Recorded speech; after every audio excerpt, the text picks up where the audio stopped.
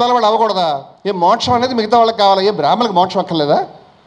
బ్రాహ్మణులకు మోక్షం అక్కర్లేదా? మోక్షం అందరికీ కావాలి, పూజారులు అయ్యే హక్కు అందరికీ ఉండవని చెప్తున్నాం మేము.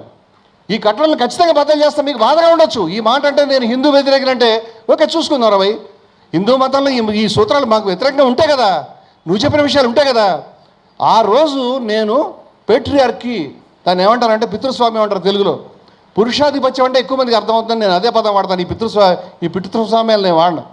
పురుషాధిపత్యం అనేటువంటిది మతంలో, అన్ని మతాల్లో ఉంది అని నేను చెప్తూ దానికి సంబంధించిన ప్రసంగం మొట్టమొదట జ్వాల గురించి చెప్పడం. అలాగే కమ్యూనిస్టులు ఫెమినిజం ముందుకు వస్తున్నప్పుడు అనేక సార్లు ఏది ఫెమినిస్టులారా మీ ప్రయాణం పూర్తయిందా అని చెప్పడం కానీ, 3 తరాల పుస్తకం మీద అటాక్ చేయడం కానీ చరిత్రలో అనేక విషయాలు జరిగినాయి. ఆశ్చర్యం ఏంటంటే వామపక్షవాదులు స్త్రీవాదాన్ని వ్యతిరేకించారు. ఇప్పుడు వాళ్ళు ఈ జనరేషన్కి ఆ విషయాలు తెలియకపోవచ్చు, అవన్నీ నా మనసులో ఉన్నాయి. అదేవిధంగా ఆ తర్వాత జరిగినటువంటి దాంట్లో మతాలు ఏం ఉపకారం చేసినాయి, ఆ తర్వాత మళ్ళీ స్త్రీవాదం, స్త్రీలు ఏం చేయాల్సి ఉంటుంది, దీనికి సంబంధించి ఆ ప్రసంగం సాగుతుంది. ఆ తర్వాత ఈ వాదం అంతా కూడా ఒక బ్యాక్గ్రౌండ్లో జరిగింది, అది కూడా చెప్తాను నేను మీకు. యోగి ఆదిత్యనాథ్ గారు ఆ రోజు 2,500 కోట్ల రూపాయల ప్రాజెక్టుతో పెద్ద శ్రీరాముడి విగ్రహాన్ని పెడతానని ప్రకటించారు. ఈ సభకు ముందు జరిగిన బ్యాక్గ్రౌండ్ అది. ఈ సభలో ఈ ప్రస్తావనలు వస్తాయి, చాలామంది తెలియదు, ఇవన్నీ కూడా చెప్పాలి నేను.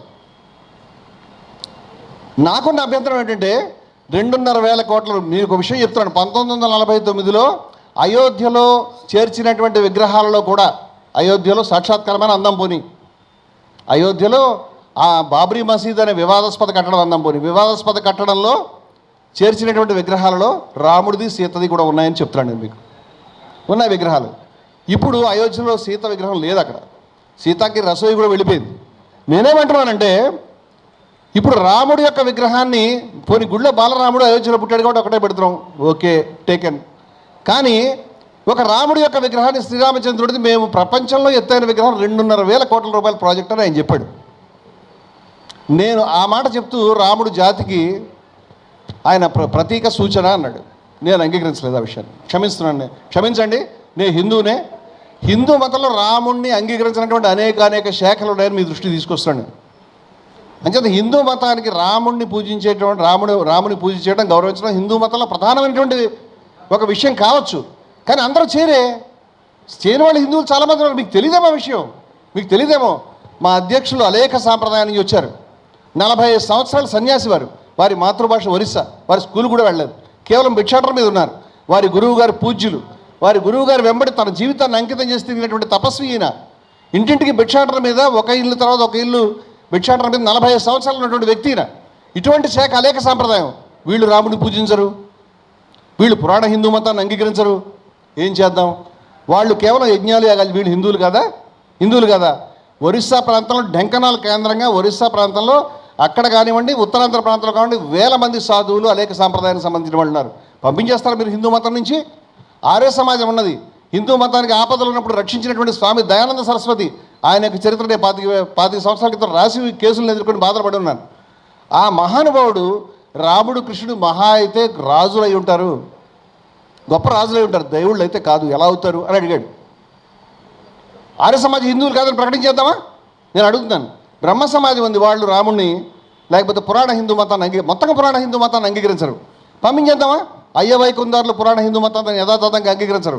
మహానుభావ సాంప్రదాయం పురాణ హిందూ మతాన్ని యథాతథంగా తీసుకోదు. అచల సాంప్రదాయం యథాతథంగా తీసుకోదు. నేను చెప్పండి, చాలా పెద్ద లిస్ట్ ఇదంతా కూడా.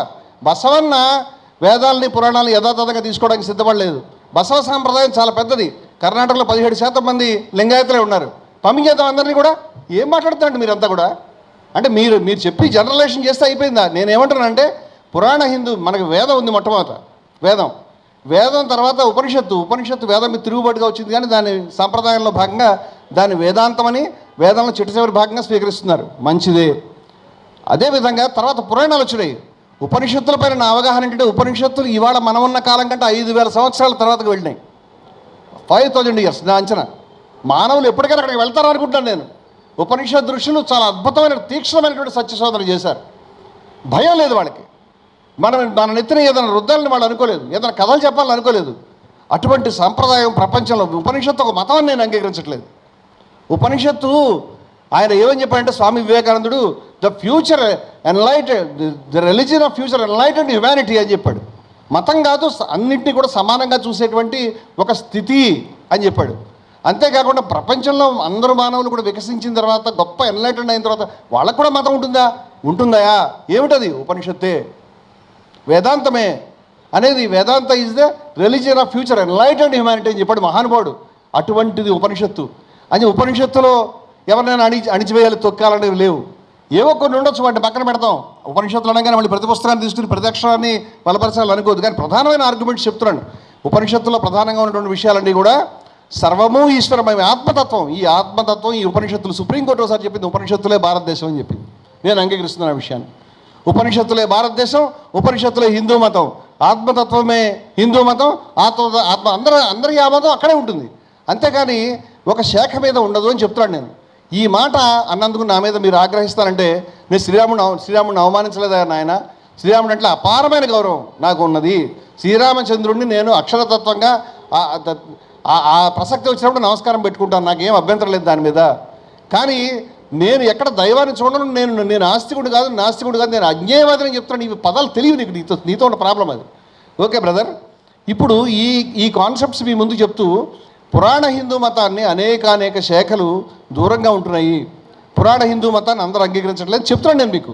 వాళ్ళని హిందువుల నుంచి పంపించవద్దు. అందుచేత హిందూస్ ఫర్ ప్లూరలిటీ నీకు గతంలో పంపించారు. సిక్కులు గతంలో మేము హిందువులు అని అనుకునేవారు. ఒక పెద్ద మనిషి అన్యాయంగా గురునానక్ నిందించినప్పుడు కహాసింగ్ నాభా అనేటువంటి ఆయన ఓ పుస్తకం రాసి హమ్ హిందూ నహి అనే బుక్ రాసి వెళ్ళిపోయారు. ఇవాళ సిక్కులు ఎవరైనా అడిగితే మేము హిందువులను ఒప్పుకోరు. ఎందుకంటే వెళ్ళిపోతారు నువ్వు చేస్తే. సత్నామీలు ఉన్నారు, గసిదాసు సాంప్రదాయాలు, రవిదాసీలు ఉన్నారు.